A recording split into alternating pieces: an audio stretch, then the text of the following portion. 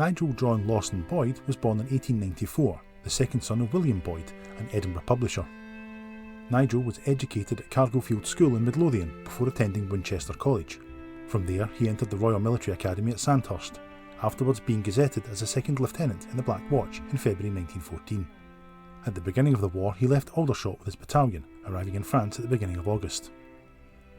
After taking part in the retreat from Mons to the Marne, he was fatally wounded on his 20th birthday, the 14th of September 1914. The Black Watch were acting with a battalion of the Cameron Highlanders on the bank of the Ine River, and Boyd had been detailed to defend the position with his platoon, which he was ordered to hold at all costs.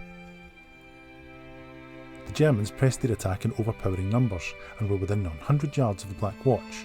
Boyd emptied his rifle and then his revolver in defence, and reports were that he had drawn his claymore and had stood to give a signal to his men when a bullet struck the claymore, glanced off it, entered his body through his left hip and lodged in his bladder. He lay wounded for some time until rescued by Captain Napier Cameron of the Cameron Highlanders, who rescued him under fire and carried him to the shelter of a lane some distance from the front line.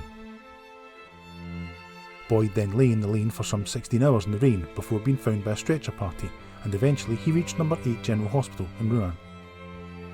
There were high hopes that Boyd would recover from his wounds, but in the early morning of the 12th of October he collapsed suddenly and died from a blood clot. Unlike many who would die later in the war, his body was returned to Scotland, and he was buried in the Dean Cemetery in Edinburgh. His elder brother, William Lawson Boyd, would also die during the war, being killed in action in 1915 while serving as a second lieutenant in the Seaforth Highlanders.